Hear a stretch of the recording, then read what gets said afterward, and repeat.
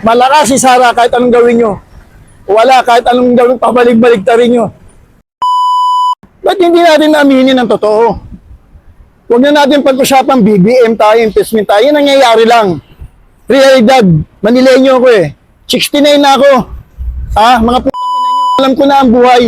Huwag nyo na kaming guyuin. Kaya, eto, isa-isayin natin. Bakit na-impeach si Sara? Ayaw nga niya sumama sa mga aligasyon nyo eh. Kung totoo mang nagsasalita na si Romualdez, kung palabas yan, nandun yung nakaraang linggo, patay-patay. Wala na akong pakialam doon kung totoo. Eto lang, dediretso ko kayo. Kaya gusto nila ma-impeach si Sara. Kasi pag si Sara talaga, tinuod. Alam ko, sure win yan. Dahil ako rin nagsabi na mananalo si Bongbong. Ibig sabihin, hindi naman tayo nagyayabang na meron tayong prosandila natin eh. Sure win yan, huwag lang dayain. Eto na tayo ngayon. Bakit ba takot na takot sila? Unahin natin Trillanes, unahin natin sila Torre. Ikaw, sasabihin ko sa iyo kung anong ginawa mo sa tatay mo. Iyan ang ugali ng Pilipino. Kung anong ginawa mo sa tatay ko, buta na maghintay ka. Kaya, totoo, kaya takot sila. Kasi nga, marami silang anomalya. Magkano yung tinatawag na mali o tinawag na ginastos daw ni Inday Sara? 125 million. Gawin na natin trilyon. Trilyon na para masaya na kayo. Pukin na nyo. Ba't ako nagmumura? Mga walang niya kayo eh. Yung edad ko na to, alam ko na ang mga pangyayari. Anong nakalagay sa Asian News na kaya? Number 3 tayo, pangatlo tayo sa mga korap. Hindi lang korap, sindikato na gobyerno. Sabihin man natin adobe, bulldozer ang mukha nyo. Wala, hindi makitinatablan eh. Pero ito lang masasabi ko. Romualdez, kung totoo yung sinasabi mo, iyan ang sinasabi kong karma. 69 na ako eh. Kasi hindi naman sa pagano, dati rin tayong mandirigma, loko. Ngayon, kumbaga sa Bisaya, buutan na, alam natin may karma. Ang karma hindi naman tatama sa inyo eh. Tatama sa anak mo. Isa lang ang masasabi ko. Harapin natin ng totoo. Ikaw BBM, masakit man pero totoo. Hindi ka mananalo eh. Kung hindi kibiki Sara, totoo yan. Di ba pinalabas na nga ni Sara yung video na pumunta kayo ng bahay ng Davao. Hindi ka nga kilala eh. Hindi nga kilala kayo Marcos, pero hindi kayo nakikita. Ito, i-bail na natin. Balik na natin uli sa impeachment. Bakit gustong-gusto nyo ma-impeach si Sara? Alam na natin, lahat kayo kongresista. Kung ngayon, pinagmumura ngayon si Sandro, utang ina mo, mayabang ka. Wala ka namang ginagawang batas. Pipirma, naghanap ka ng pirma. Pero lang naman ang taong bayan, ibabayad nyo. Totoo, hindi. Nakakaya na, no? Wala nga kayong kahiyan eh. Yun lang ang masasabi ko. Para sa akin, gagawa siguro ang Supreme Court na hindi matuloy yan. Kung matuloy man yan, ewan ko lang. Hindi wala akong binabanggit na gulo. No? Wala akong basta, ewan ko lang. Malakas si Sara kahit anong gawin nyo. Wala, kahit anong gawin, pabalik-balik ta rin nyo. Andyan na yun si Ridon. Ikaw Ridon, para maniwala ka, sa edad ko na to, kaya kagalit kay Digong, pinalayas ka ni Tatay Digong. Totoo hindi. Wala ka naman ginawa dito sa Dolomite. Kinukurakot mong pera. Akala mo hindi namin alam. Paalis na alis ka lang. Nalaman ni Tatay Digong, tinanggal ka, yan ang totoo. Kaya ngayon bumibuelta ka, binabalik ka mga Duterte. Eto pa si, tawag niya ito, si Trillanes. Ang dami mo sinasabi. Ngayon, anong sabi nung sa money laundering? Hindi namin kagustuhan, hindi namin alam, wala kami binibigay na. Kita mo na? Sa akin, hindi kulong. Maano pa nga tayo, mabait pa nga tayo eh. Pag ang ginawa sa inyo, parang Nepal, nakita niyo yung First Lady, ginulpi bago sinunog. Yung presidente, ginulpi ba? Huwag naman sana, dahil alam ko Pilipino rin kayo. Meron din akong puso, na kahit natarantado ako, may puso rin ako na nakakaawa. Pero, ewan ko lang sa inyo, huwag naman sana mangyari yan. Kasi tao tayong Pilipino. Umpisa natin yung mga NPA. Bakit daw binarel? Naka-full battle ka eh. Siyempre ako sundalo, babariling kita. Totoo yan. Matagal na natin alam yan. Panahon ni Digong, nangyari ba yan? Tiklop sila. Ngayon, open na naman. Maluwag nga tayo masyado eh. Lahat yan, nakakoneksyon yan sa mga impeachment ni Sara para hindi na sila magdusa, wala na silang pananagutan. Okay, maliwanag. Ba't hindi natin aminin na totoo? Napakasimple, aminin nyo lang ng totoo. Kayo ang maraming aberya, kayo ang maraming ginastos, mali-maleta. Mabait pa nga tayo eh. Yung panahon ni Marcos, merong Enrile, merong Ramos, merong Hunasan, o kita mo. Eh ngayon nga, mabait pa nga eh. Kung iba yan, ako ewan ko lang. Kaya yung impeachment na yan, ang masasabi ko lang dyan, kayo may kagustuhan. Ay sinasabi mga kongresta, taong bayan, taong bayan. Oh, abante, taong bayan, ulun. Lidon, ulun. Ulun. Kayo lang may gusto niyan. Dilima, ulun. Lisa, ulul. Telianes, ulul. Yun lang masasabi ko. Wala na akong masasabi. Kasi kahit pa paano, meron din ako tinatawag na damdamin. Kasi ang tatay ko Davao. Hindi ko naman sinabing Duterte ako, hindi ko naman sinabing BBM ko. Realidad kung ano lang yung nangyayari. Napakasimple, aminin natin ng totoo. Maganda si Sara, matalino. O ngayon, ano sinasabi mo, yung mamamatay tao ng tiga Davao, pangalan yan, si, Bariaga. Pukin ang ina mo. Sasabihin mong, taklasin mo si Inday, putang ina mo ka eh. Napakabata pa ni Inday Gago. Scripted lang yan, nagkamali kayo, di ba? Oh, ang likod niya na si Trillanes. Ganun lang kasimple. Ha? Pero may panalangin ako, hindi ko naman sinabing may power ako, pero alam ko lahat. Hindi mangyayari yan. Hindi mangyayari yan, ewan ko lang. Wala akong masasabi, hindi mangyayari yan. Hindi mangyayari yan, maniwala kayo. Okay. Pero isa na lang, question ko lang isa. Oh.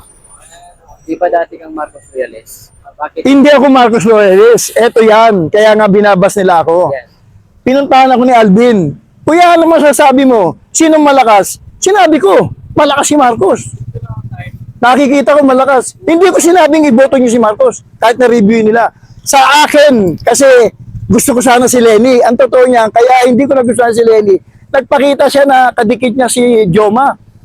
Aktivista ako nung araw, ayoko yung mga yan. Pero aktivista ako na hindi ako lumalaban ng gobyerno. Aktivista ako sa sarili ko.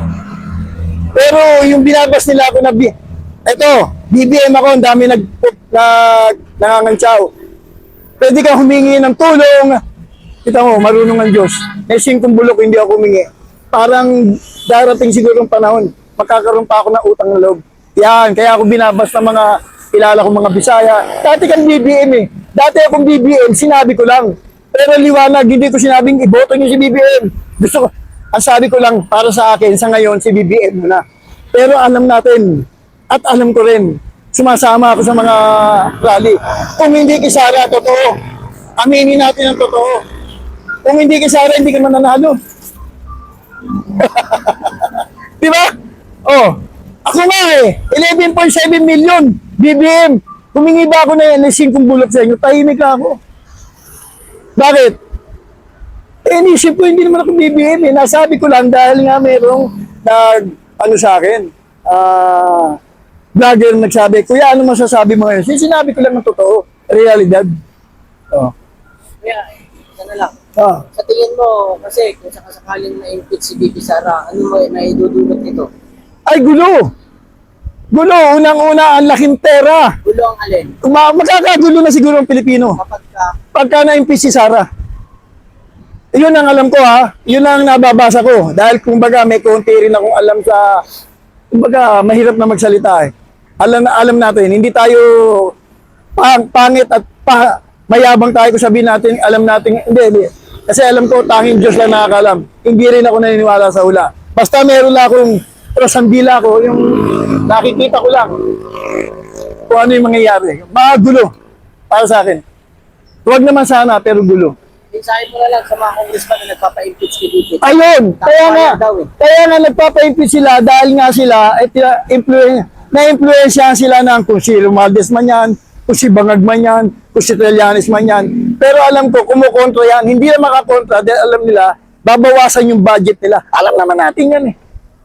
Talagang yan, binibigyan na ng budget, di ba? Pinagmumura na nga si Sandro, yung isang vlogger. Po, kinangina mo, magyayabang ka, wala kang magginawang batas, nakaupo ka dyan. O, alam ano ngayon, Iipon ka na naman ng pirma. Eh, kaninong pera na naman gagamitin mo? Pera ng taong bayan yan. Totoo. Oh, hindi nga nila maamin kasi nga ayaw nga nila, ginagawa nga nilang politika, lahat politika. Oh, kaya nga sinasabi ko, hindi ko naman siya pinagyayabang, edad kong ganitong 69, ngayon na ako nakarinig talagang ganyang napaka-corrupt. Number 1 corrupt itong administrasyong bangag na to. Hindi lang corrupt, talagang sindikato. Ilang dekada na sinabi ko pa, hindi ako bumuboto panahon pa ni Ramos. Bumoto lang ako nung kay-BBM dahil akala ko susundin niya yung yapak ni Tatay Digong. Wala, ang layo. Oh, di ba? Sinabi ko roon, hindi ako nagboboto kasi nga lahat sa akin, Palyado, Ma Ramos, Ma Cory, Ma Gloria, Ma Nonoy, Aquino, Ma Joseph. Yun lang, kay Duterte lang ako medyo, uy, maganda to. Ganito. Kaya binoto ko si BBM dahil akala ko masusundan. Wala naman, hindi naman nasundan. Kaya para sa akin, wag naman sana, gulo yan. Ang dami naman kumukontrol na hindi ma-impeach eh. Pero malamang na ma-impeach. Bakit? Ito. Sa tingin mo, ma-impeach si BP? Ay! BBM pa, mare. Kaya lang hindi matuloy kasi nga hawak nila yung ano. Pero malamang bumaliktad yan, BBM pa. Pag-usapan natin yung mga sinasabi yung mga ano ba yan? Yung mga budget. Ano ba yung inaayawan nyo kay Sara? Puro kayo depet, 125 million, gawin na nga natin trillion eh. O bakit yung sa likod nun, yung presidente, may wala kayong kibo. Liwanag. Kahit bata, alam. Kita mo, pinakita ko sa hago, sumisigaw yung bata. Duterte, di ba sila nahiya niyan? Hindi Pilipino yung bata. Tigahag yan. Ibig sabihin, ganun kalakas si Tatay Digong. Oh, alam ba? Magkakaiba ng administrasyon ni Tatay Digong. at saka kay Tatay Digong. Ang layo naman, ang layo naman ng mga proyekto ni Tatay Digong. Hindi na dapat i-memorize yan. Nakikita naman natin. Umpisa mo sa istruktura. Umpisa mo yung Dolomite. Di ba kayo nahiya? Ang dami yung naging presidente. Utangin na. Yung tiga Bisaya pa nakalinis. Sampal sa inyo. Pangalawa, mga airport. Hindi nyo ba nakita? Mga tulay.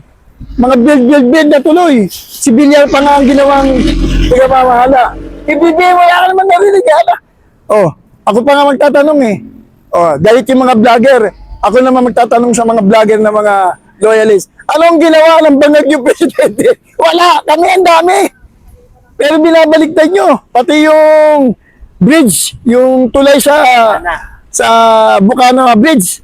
Inaangkin ni Bangag. Ang putang na. Tsaka na panahon pa ni Digong yan, tsaka na ang gumastos. Kaya natatawa lang tayo. Kasi ayoko mag-init, pero iba rin ako mag-init. Puro mura abutin nyo sa akin. Kaya lang kumbaga, ginagalang ko kayo dahil magalang na rin ako sa edad ko. Pero nung araw, mahirap lang magsalita. Mahirap lang magsalita. Kasi galit ako sa ganyan eh. Aktivista ako nung araw. Last, kunti na lang. Mensahe mo na lang sa mga vlogger niyang Marcos vlogger na sabi nila mas maunlad ang Pilipinas ngayon. Kung ikukumpara sa administrasyon ni Digong. Ito lang masasabi ko. Mga bayad yan. Alin? Mga vlogger. Pwede mo magsalita. Kasi binabaligtad nyo. Yung totoo nagiging mali. Yung mali nagiging to. Ito lang masasabi ko. Simple lang. Pera. Ilang binuko na nga kayo ng mga DDS vlogger, kung sino-sino dyan. Di ba? Yung salita nyo na, hindi, panahon namin, ulul.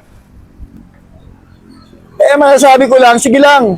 Sabi ko nga sa inyo, yung buhay nyo, pag nakakarma kayo, nagkasakit yung anak nyo, baka lumakad na kayo ng paluhod, yun lang. Huwag naman sana, dahil may krusang dila ako, huwag naman sana. Okay. Kitang sambayanang Pilipino, alam na po ng sambayanang Pilipino na ginagago po ninyo kami. Yan. Pero record ito nabanggit nyo na rin, Attorney Penny, yung OWA ha. Record ito sa history ng Pilipinas. Ang DPWH, merong disallowance, notice of suspension / disallowance in 3 years na 17.355 billion. Yan yun ang makikita, may problema eh. Pag may disallowance, tapos ganyang katagal, Yun nga nagpalit mismo, na naman. mismo. So, Kung wala makikita, may problema. it means nagpasimula yan sa bagong administrasyon. Kasi 3 years eh. 3 years, 3 years. Pero kita mo, wala nakakasuhan, walang nakukulong. DPWH pa lang yan ha, hindi buong gobyerno ha, isang departamento pa lamang.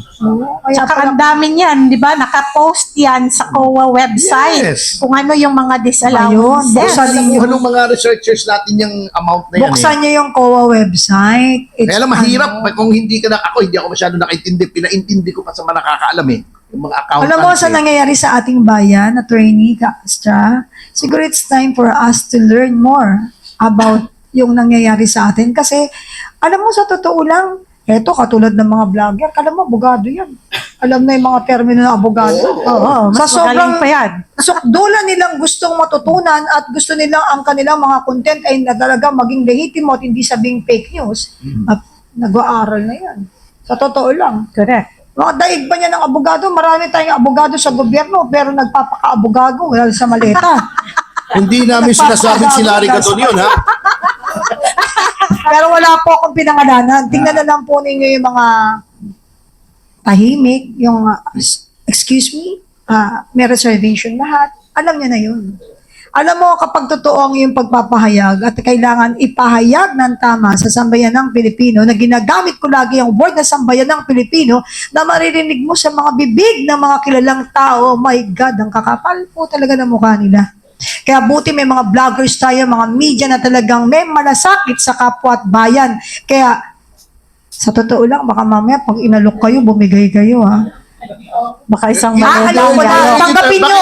Hindi, pakita nyo yung t-shirt. Pakita nyo ka. Pakita mo yung Ayun. t-shirt kung ano nakalagay. Tingin nga, tingin nga. Tayo. I am an independent vlogger. Palaban para sa bayan. Oh, lahat na hindi nabaya- bayaran. Lahat ng mga nabayaran dyan, akin na. Joke lang. Sa totoo lang, mga kababayan, walang bayad dyan. Tiwala Dito tayo lang dyan. po, hindi, tsaka dito, attorney ka lang makakakita ng live podcast na walang bayad. Oo. Ang ano, kaya nga, ang pakimkim namin dito ay kape, pandesal, dinagdagan na namin ng keso. Pero sulit yung Ay, keso. ay. Napakasarap ng keso. syempre. Oo. Homemade. Huwag nyo na akong bayaran, basta bigyan nyo lang ako ng Sinabi keso. mo yan, ha? Ayan. Hindi mo, attorney, Homemade. hindi mo pa sinasabi, ginawa ko na. Yun nga eh. Sana ganyan din ang gobyerno. Ay wala kang maasahan dito. Eh dito, tumutunog na yung krrrr, o yung sikmura. Hindi na nakakarating, naglalakad na. Alam mo ba yung iba nagkakabayo na? Alam nyo ba, ito ha, singit ko lang yung nasabi nyo. In-interview ko kahapon sa show ko si Camar Valbuena ng Manibela. Ang tanong ko, ano bang mga gagawin nyo para makatulong sa drivers? Alam yung, ito nakakalungkot ang sagot niya. Total resignation. Wala na kaming gustong gawin. Bakit? Wala namang ginagawa gobyerno eh. Napapagod lang kami. Nagagastusan lang kami. Hindi na kami kumikilos. Nagtitiis na lang kami. Can you imagine, pag nawala na ng pag-asa ang taong bayan, delikado na yan. Kasabi nga ni Erap a hungry stomach knows no law. Yes. Yan ang mabigat yan. Di ba, dati nagrarally-rally pa yan, tigil pasada, sabi nila, kami rin na napaperwisyo, wala namang epekto sa gobyerno, wala namang ginagawa ang gobyerno. Na ginawa naman ng gobyerno. Minaximize nila yung oras, nabawasan ng isang araw ang trabaho, pero kawawa ang mga nagmamanibela dahil na pinagkukunan nila ng kanilang pang-araw-araw para sa pamilya. Nakakatawa, pero nakakagago, attorney. Tingnan nyo, ako, abogado ako ng Pasang Mazda. Ito yung kapuitan nitong gobyernong ito. Ang pamahala ng Malaysia, may Malaysia na akong kaibigan noon tumataas ang presyo, alam yung ginawa ng gobyerno. Siguro meron, let's say, ang gobyerno ay may 10 bilyon. Kinausap nila yung oil companies. Hanggang ganito lang ang presyo.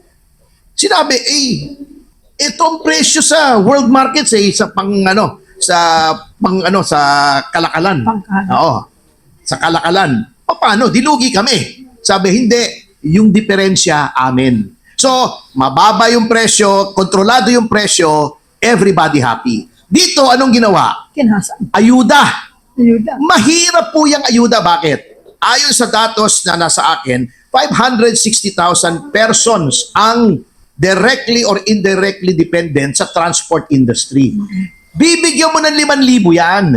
Paano mo i-distribute yung 5,000 sa 560,000? Meron bang manpower ang DSWD para ibigay yan? Wala!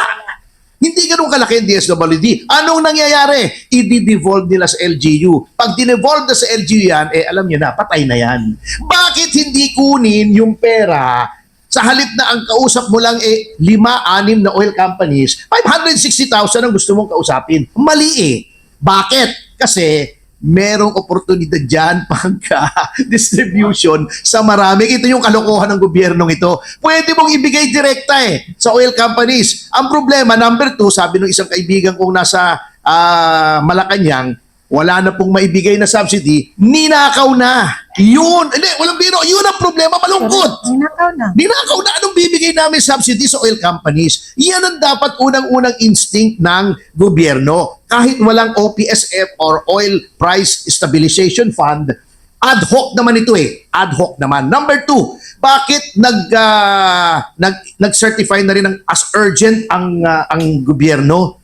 Ang ginawa pa excise tax pa. Bakit hindi na lang sinertify as urgent yung ibinalik yung OPSF? Ayan na yung opportunity. Natataranta na yung legislature. Gusto nang gumawa ng hakbang para yung ma-address yung rising prices. Ba't hindi ka pa nagbigay ng batas na i-reinstate yung OPSF? So yan ang mga kalokohan Bakit? Ayaw nila kasi profiteering. Ini-enable nila ang profiteering ng mga oil companies. Ang Pilipinas, ang pinakamalaking percentage na itinaas ng oil prices sa buong mundo. Totoo. Sa buong mundo. Totoo. 81% as of February pa yan, ang itinaas. Bakit? Hinayaan ng gobyerno na mag-profiteering, na tumiba-tiba ang mga oil companies. Kontrolado ng oil companies ang gobyerno, regulatory capture. Nung sinasabi nilang 60 days pa ang reserva, 55 days, bakit ibinenta nyo agad ng mahal the next day? Kung sa ibang gobyerno yan, ganun profiteering kayo, kulong kayo lahat. Oo. Alam mo, attorney, ewan ko kung may sense ang sasabihin ko, but definitely, that's my thinking, no? Sa yung mga tao rin siguro, kasing parehas ko rin ng pag-iisip, dahil di naman kami kasing intelligente po ninyo. Hindi naman. Balikan natin yung usaping bigas nung araw. Nangako, 20. 20 bigas. May crisis na tayo, no? Pero naman 20 bigas Totoo yun. Sandali pero lang. isang dakot lang, Attorney, isang dakot lang. Isang dakot. Hindi. Gabutin. Ito, attorney, wag para hindi ako mawala. Kasi alam mo, minsan, tumatanda na tayo, nawawala ako Pero nandito lang ako. Alam mo, attorney, yung parang kwento ng bigas, sabihin ko sa iyo, yung bigas, 20 pesos, pinangako niya. Ikaw ba, pag nangako ka, syempre mag-iingat ka. You need to protect your credibility as the head of... Credibility is very important.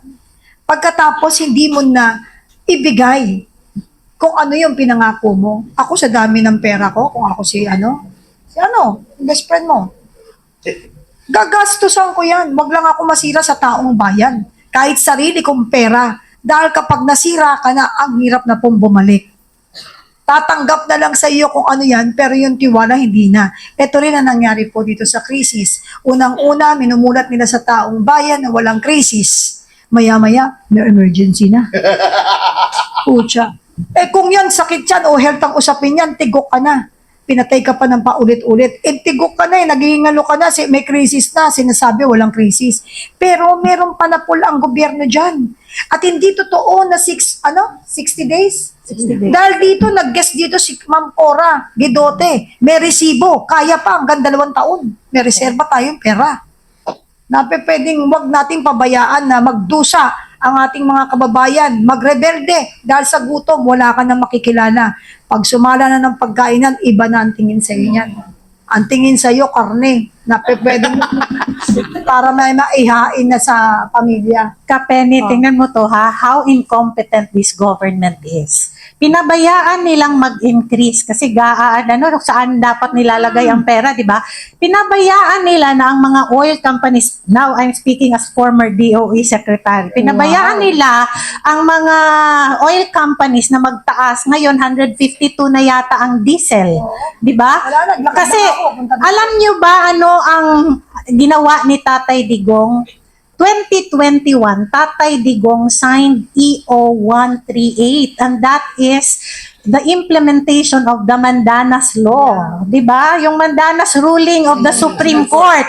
At kasama doon actually is the devolution of power sa mga local governments. But there is Pa yung sa Leyte, City of Leyte. Can you imagine? Meron yung sa distrito as a whole, meron pang special sa Leyte. Magkano yung ibinigay sa distrito ni Sandro Marcos? 4 billion ba a year? O, doon magkakaalaman na po yan. Kaya palagay ko yung mga responsible dyan na nanginginig na eh. Kasi pag sinabi ng Supreme Court yan na, uy, illegal ang ginawa nyo, yung nakabinbin po namin sa ombudsman ay tutuloy na yon. Kung itutuloy, kasi ang problema natin sa ombudsman, malihis ako ng konti, tuta ng Malacanang ang ombudsman ngayon. Sana ituloy niya. Sana ituloy niya. Kasi yun lang naman ang kondisyon noon ng dating ombudsman eh. Hold it, hintayin natin ang Korte Suprema because that is the highest court. Pag lumapas yan sa if ang magiging desisyon ng Korte Suprema ay unconstitutional, tuloy na, criminal case na po yan, kulong na po yan, baka plunder pa yan. So yun po ang sitwasyon. Para palang siopaw lang yan, no? May special. Kaya siguro yung dokumento ng mga yun, yung nabanggit mo, yung isa sa Ilocos, yung isa sa Leyte, sigurado may pulang bilog yun. Yung papel, ano? special, ano pala, masingit natin ito ka, Penny, kasi usapang SARO, di ba? A special allotment release order. Ito yung order mo na, nandito na yung pera, pwede mo nang gastusin doon sa naka-allot nyo. Ito yung nangyari sa confidential funds ni VP Sara. Ibinigay ang SARO sa kanya 11 days before. Pero, nakaplano na yung gastusan mula pa nung ano niya. Sandali lang, Ka-Astra. Kailangan tutukan niyo po ito para maintindihan niyo po yung ginawa. Ginawa nilang tangan, taong bayan, pero hindi nila pwedeng pagmukaing tanga forever si BP Sara. Why? Kasi kami, nasa gobyerno kami. Yung sarong yan, napaka-importante. Ngayon, gipit na sa panahon, di ba? Oo. So, kailangan mailatag yan bago magtapos ang taon. That's Hindi, what tsaka happened. yung plano for the whole year, planado na yun ni VP saan gagastusin itong mga perang ito. In fact, karamihan sa atin sa gobyerno, alam natin na kung minsan, alam natin na nandoon na sa allotment. Pero kailangan mong, yung programa mo na nakalista doon, di ba? Kasi nagsasubmit ang ahensya. Ito yung program ko from January to December. Hindi naman lumalabas ang SARO sa January. Oo. So yung projects namin in January, inuutang na ng gobyerno sa mga suppliers. Suppliers. Like for example, yung papel na binili ng gobyerno, ginagamit natin sa araw-araw for our encoding and all, ginamit mo na sa January pero wala pang SARO. Totoo po Oo, yan. di ba? Alam nyo, hindi alam ng iba, naging assistant secretary rin po ako sa DILG. Oo. In charge of local government. Ganun po yan. At nagdepensa na rin po ako ng budget. Kasi ang DILG po, of all government departments, may pinakamalaking public information office. Isang floor po ng DILG dati doon sa Mapagmahal Street. Ngayon, lumipat na sila eh. So 1 year po ako dyan. And I was the head of PBAC. PBAC pa noon eh. Hindi pa back eh. 2000. Year 2000 yun eh. 26 years ago. Ay, talaga po totoo yan. Inuutang po yan at hinihintay na ng mga supplier. Kaya paglabas niyan, minsan 4, 5, 6 months, ibibigay mong bigla yan. Kasi kawawa din naman yung mga supplier. Ito lang po, tama yung sinasabi niya, since hindi nakakampi si VP noon, may friction inipit-ipit nila. Kaya lang, hindi naman nila pwedeng ipitin indefinitely yun. So, yung sinasabi nilang 125 million in 11 days, ano yun po, BS yun, propaganda yun. That 124 million is spread out over 12 months. So magkano lang yun kung 124, napakaliit po yun. Oo. Samantalang ang DILG, di nila sinisilip, ang DILG 500 plus million. Ang DOJ 500 plus million. Noon panahon na nandun pa si Boying sa DOJ, yung Remulla Brothers, mahigit 1 billion confidential funds. Ba't hindi na tinitingnan liquidation? Ikaw naman, attorney, kailangan pa bang i-memorize yan? Ba't nila titignan? Kaalyado sila. Rhetorical question. Di ba? Bakit nakatutok kay BP? Bakit kakampi ba si BP? Kayo naman. Tsaka ka, Penny, siguro para maintindihan din ng ating mga kababayan, what is the budget cycle of the Philippines? Ang budget cycle ng Philippines takes 2 years. Alam nyo ba yung ano, di ba yung collection ng taxes mula sa mga lokal na pamahalaan, lahat, nire-remit yan to the treasury. Pag-remit niya ng treasury, saka pa lang yan inaaral ng treasury, ito yung collection natin, gagawan yan ng na remittance to the ito pa yung gagawa ng budget for the next year. Ang release niyan, the following year pa. Kaya nga, bakit ang PDP Laban is advocating for federalism? Dahil ang gusto ng PDP Laban, ang budget na karamihan ng budget dapat nagbilong sa local government units. Diba? Kasi sila